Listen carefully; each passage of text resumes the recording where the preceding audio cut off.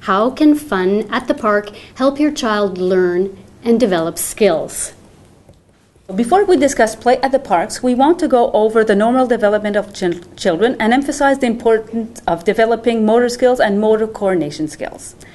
Motor coordination is the control the infant have over the movement that help them master their environment. The normal developmental sequence is that the child develops gross motor skills and then they develop fine motor skills. Gross motor skills is walking, crawling, jumping, and the fine motor skills is eating, writing. Each motor skills is the building block for the next more coordinated and refined movements. The motor coordination contributes to the child's overall function in important childhood activities such as eating, dressing, communication, building bonds. Research has shown that children on the autistic spectrum have an atypical motor coordination, and that will have an impact on their motor skills and later development. It is quite remarkable the change the human body goes through from newborn being totally dependent to a young and independent person ready for school by the age of 5.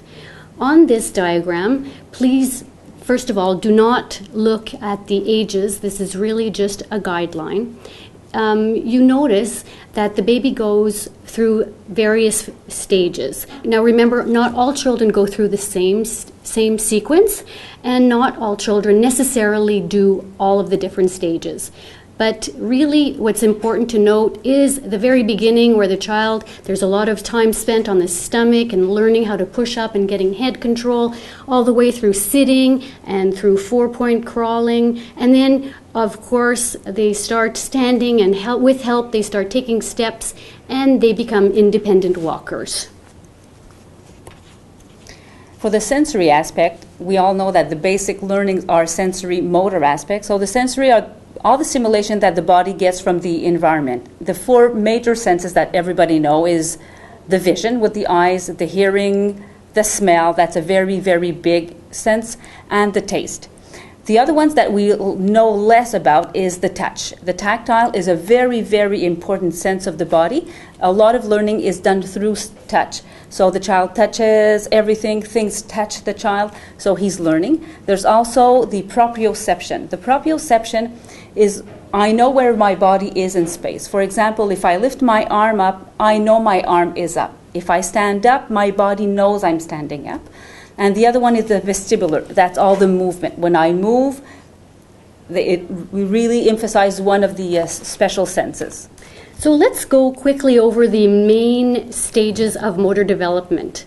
This is the very beginning, and you have this in the newborn between the ages of 4 to 6 months, and it's head control. What I really like about this picture is you see this young baby lying on her stomach, and she is pushing up on her forearms and lifting that head up nicely. And you will know today that most children do not spend enough time on their tummies. Pediatricians are recommending that babies be put to bed on their back, which is fine.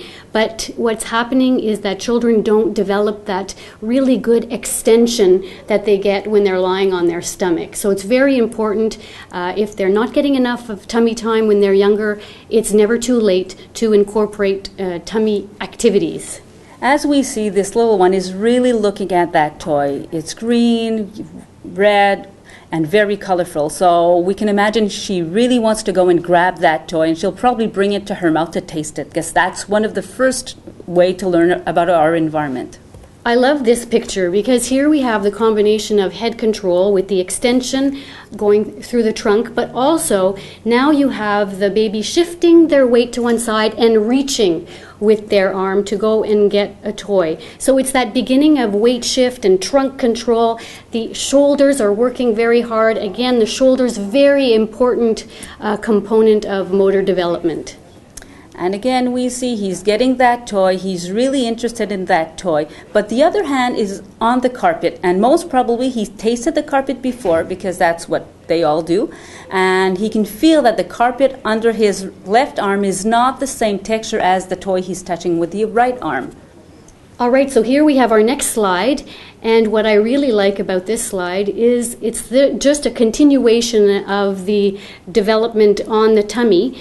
You have, again, the baby has full surface with the floor, and you have beautiful asymmetrical movements of arms and legs. And it's the beginning of exploring his environment.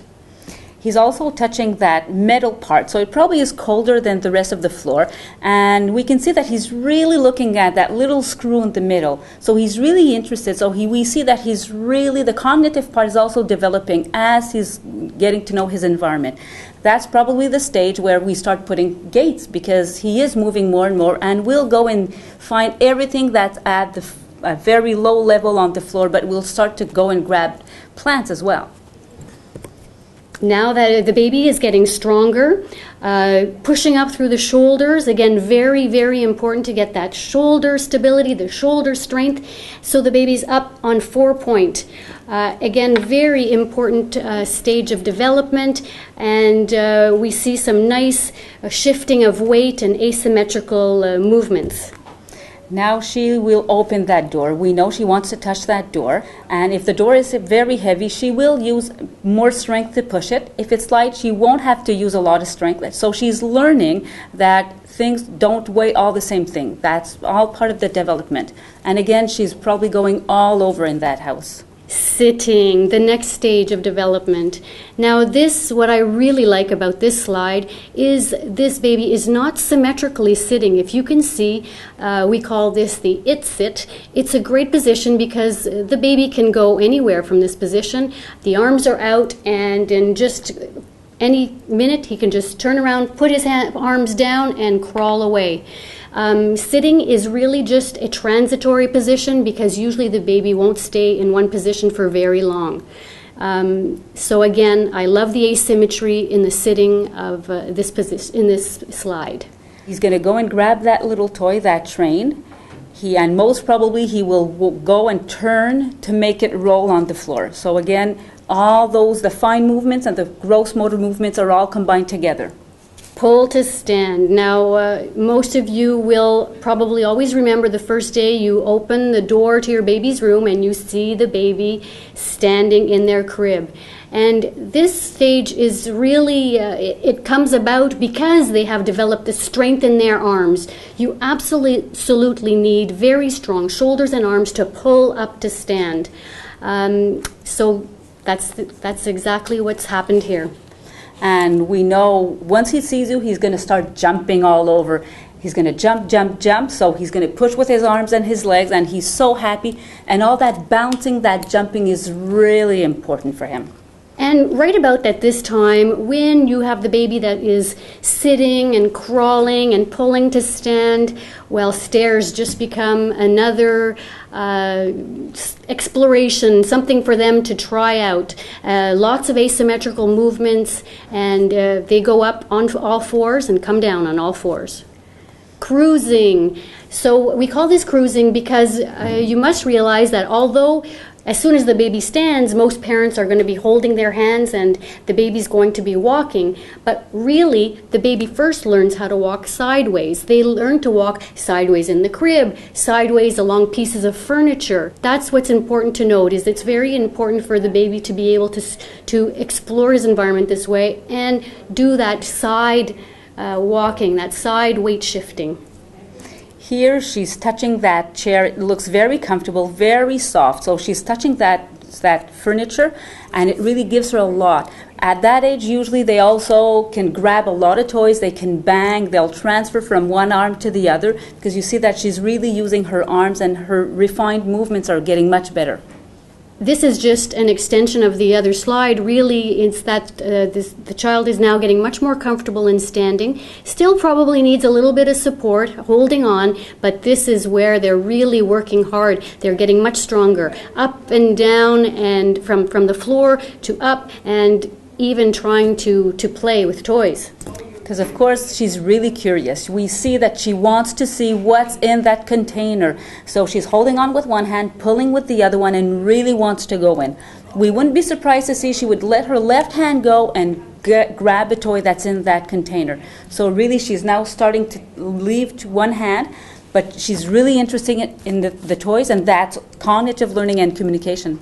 And again, here we go. This is one of children's, babies' favorite toys are the push toys. It's really nice because they can finally walk without falling.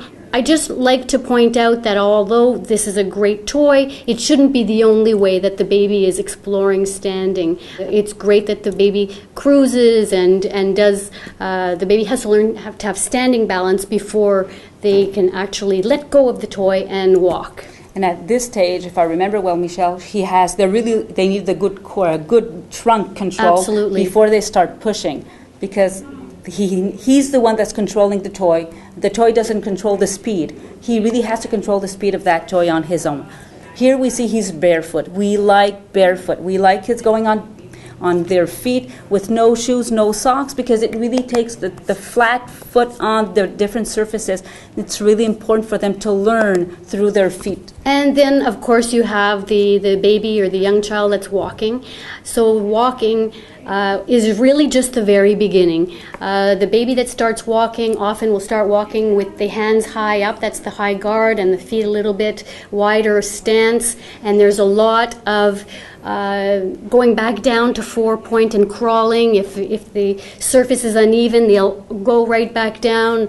If they can't go somewhere fast enough, they'll go back down to 4-point until they develop that trunk control and that real stability for walking. And then, of course, we know that once they have mastered walking, then you have all the other different stages of development that come with it, which is all the game, the playing, and the bicycling, which is much later, all those activities. At that stage, often when they go through that gross motor development, it's not rare to see that that's what they want to do. They want to be on the floor. They want to do really just moving around. They don't do as much as fine motor activities. They play with toys, with bigger toys, because you can't learn everything at the same time. He's learning to move, so the rest of the development will come later.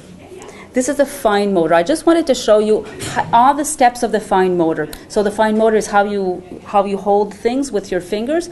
So they all start with the pen or the spoon or the crayon this way, and then slowly they're going to turn and use fingers. So a child at 2 usually will not hold a pen with a proper grasp. He's going to be turning and turning, and it goes the same as with eating. When they start eating, they just grab the food and put it in their mouth. They can't just pick up food with their fingers. We developed the hands, but in a grosser way, and then slowly we'll go with the fingers. Same with the spoon. They use a spoon, they turn the spoon, and then slowly they'll learn to be better with aiming. Same with the cup. You need to hold on 2 hands before you're able to have a very nice grasp.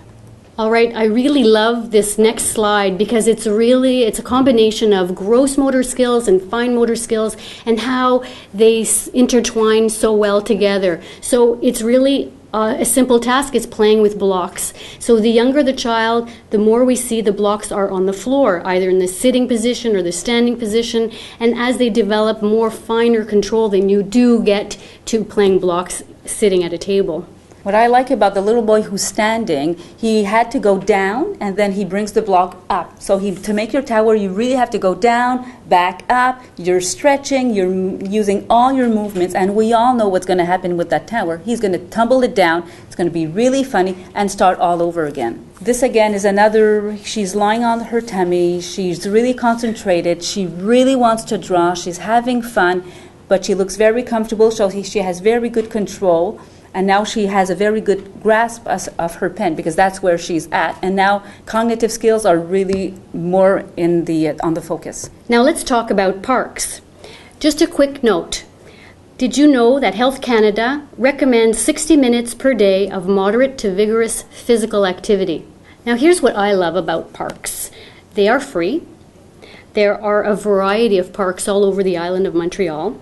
They are fun. Fun is not to be underestimated. We know that if a child is having fun, the learning will be natural.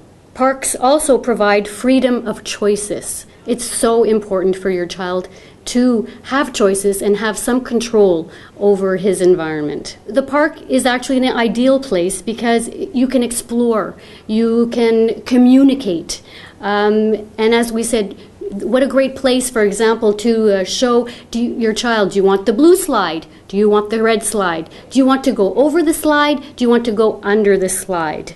It's just a terrific place for your kids to learn.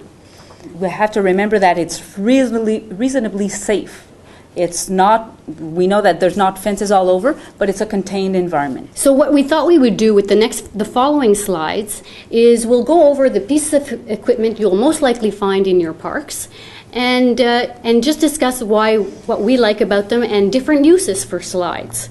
Of course, we have the traditional slides here that you sit to go down, or the tunnel slide, but we think you need to explore slides as much as you can. So not only just going down sitting, but going down on your stomach. Again, what I was saying before, how much I love that tummy contact, and you're going down head first. It's a terrific thing. But I also like going up the slide, hands and feet, because it gives that resistance and that asymmetric movement and develops a lot of strength and trunk control.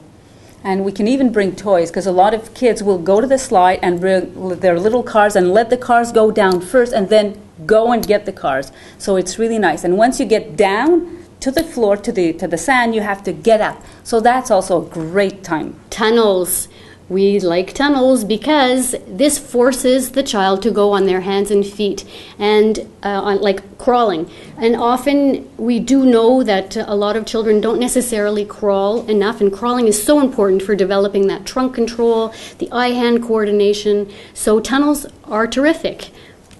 Here we see there's two different kinds of tunnels. You have the plastic tunnel. The little boy looks very, very stable. The other little boy is in his wooden tunnel, and you see he doesn't seem to be too sure. He's putting his hands, but it's really, the feeling of that is probably not as comfortable, but he's really focusing on getting, and I would guess that the tunnel is also rocking, so he really has to work all his body. Monkey bars. Now I know you're thinking maybe your child is a little too young for monkey bars, but parents are always available to hold up their child so that your child can go and hang on to those monkey bars. What a terrific way to get strength in the shoulder girdle, and even you're holding your child and you go across the monkey bars. I love that activity. And here in one of the slides, you see that the little boy has his head down, and yes, safety is an issue. However, you can be under him because head down is great. Remember the vestibular movements? Having our head down is something most of the kids like. They like it, and it's really important for them. The beam, most parks will have a beam or something similar, and of course this is just a great balance and standing balance and equilibrium. You're going up a beam, down a beam. You can go sideways on the beam, or you can walk across the beam. The bridge, we really like the bridge, and what you will notice is that children that don't have a lot of standing balance, the minute they get to that bridge, they're going to go down and go crawling across, which is fine. Because of that swinging motion of the bridge, they're working again all their balance, and if they go standing, they may go sideways. And again, any which way they go across that bridge it's a terrific activity. And we have to remember it's very social. The park is very social, because if you go on the bridge, most probably somebody else, a bigger kid, will come along, and for sure he's going to bounce on that bridge to make the bridge move, to make sure the little one goes on his hands and knees. So you have that socialization that is very important. Of course, at parks, where you're going up or you're going down, and it's just important to know that there are many ways to get up at the park. So you can go up the slide, you can go up the ladder, there's the spiral, there's just a lot of there's a lot of problem solving and a lot of different physical ways for your child to approach a module like this. And if they can't do it on their own, because when they're younger they won't be able to do it on their own, there's the bond with the parent or with a sibling that you will help them, and that is the bond part is very important, because the bond when you're having fun is amazing. Climbing again is very important. We love climbing because again we're working so much on that shoulder strength and that shoulder stability that you need, and I just can't tell you how important all this pulling and climbing with your arms is to help with all the fine motor skills later on.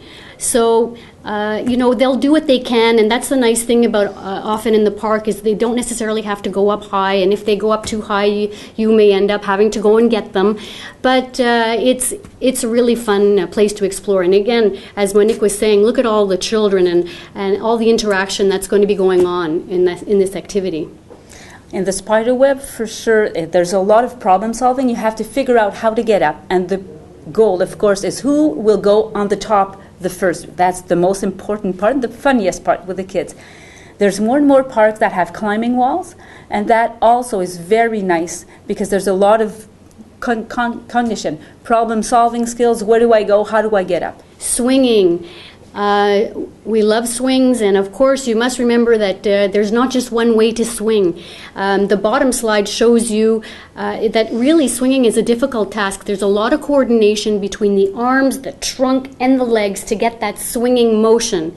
So in the beginning, you just have the baby where the mom or dad are pushing the baby, but the baby still participates. The head has to follow, they're holding on, and so even at the very before a year, the baby is participating in the swing activity. And I just loved the other slide because the young girl is on her stomach.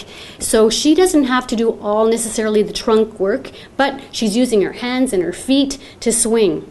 Especially in the baby slide, the baby swing, we have to remember that usually we push them when we're facing them. So for sure, there's all that emotional, that bond, and you can swing them probably for hours. They don't get tired of it, but it's really a nice way to talk and to get all communication going. You want more, you want to do it again. Swings are great. And also, just a quick note, swings are not just for going back and forth. You can twist the swings around. I mean, I know my children loved it when you just twist it around and just let it go. And if they can't sit on the bigger slide, you can sit with them. They can sit on you, so you have the same motion, but they feel much more secure. And I just wanted to show you the tire swing. I love the tire swing. A lot of parks have these.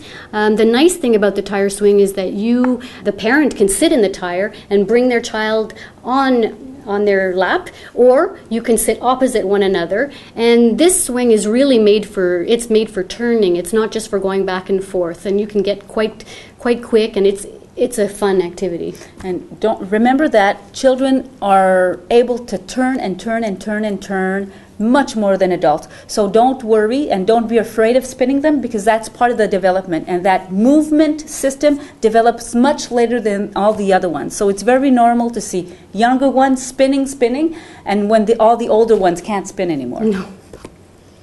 All here are a couple of other jumping and teeter-totters that we find at the park. The teeter-totter is great because you have this contact of two children, or the mom and the child, facing one another and jumping or going back and forth. Sand play.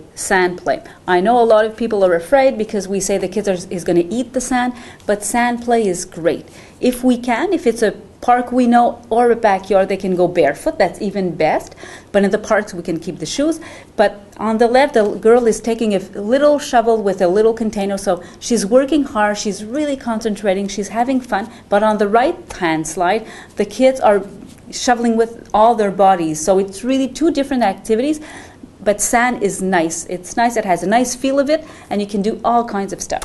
And even just quickly, I just love the position the little girl is in. She's really working hard. This is a hard position to maintain, and I'm sure she's going up and down out of that position. Yes. And you can make castles for mommy. Yes. So other types of parks are water parks. More and more of our parks, this is being introduced to them. And another great way for your child to explore and have fun.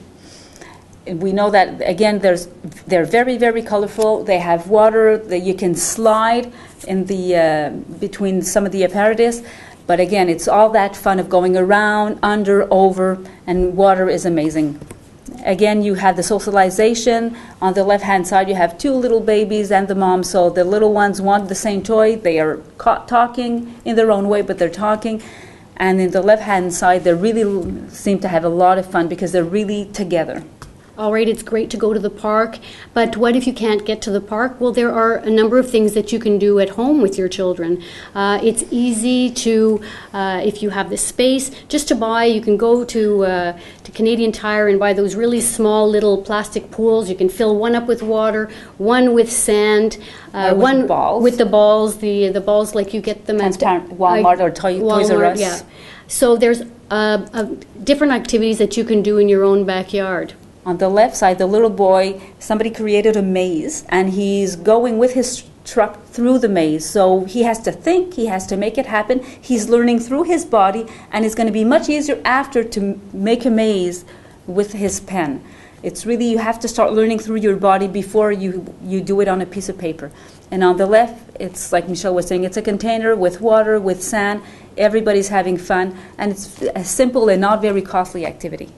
Other pieces of equipment that are for rainy days, that if you want to have some indoor activities, the little mini trampoline. Of course, some children will need supervision on the trampoline, but you can sit, you can jump. I rarely see kids that don't laugh when they're jumping on that trampoline. And here you can see this picture was great on your right, because someone's just taken some masking tape and put forms on the floor, and they have to crawl, jump, hop through them. Indoor play, for a rainy day, build forts. Use tables and chairs and cushions and build forts, and your child has to crawl under, and they can spend hours playing in forts. It's easy. You take the chairs, the furniture, you put blankets over it, and a lot of kids, most of the kids like going under, just to hide under. It's very fun. These are other fine motor activities. I just wanted to show you how you don't have to have very expensive games. You can have the muffin container, and you see that they're on the top right, the child seems to be younger because he has a bigger grasp, but on the left side down, the person uses his fingers to pick up the little toys. So that's all different activities they can do. And here again, in the middle, the girl is using 2 hands to paint because she has 2 hands, and we can paint with 2 hands.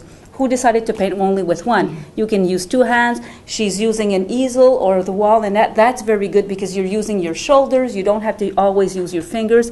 And at the bottom, they're using straws. They're beating with straws.